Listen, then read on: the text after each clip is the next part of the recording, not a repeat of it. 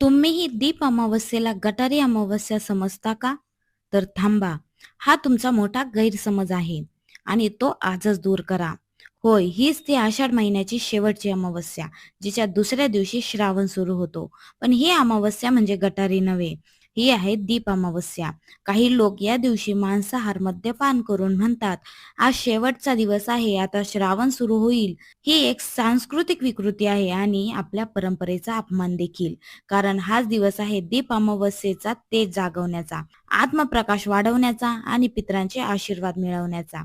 या दिवशी आपण पितरांसाठी दिवा लावतो. घराच्या प्रत्येक कोपऱ्यात दिवा लावतो, कारण अंधाराचा दोषाचा नाश करण्यासाठी, आपल्या वंशासाठी तेज निर्माण करतो, मंत्र साधना आणि सेवा करतो. ही आहे दीप अमावस्या, पवित्र प्रकाशाची, श्रद्धेची आणि संस्कृतीची अमावस्या. ही माहिती शेअर करा, कारण दीप अमावस्येचा अपमान म्हणजे आपल्या संस्कृतीचा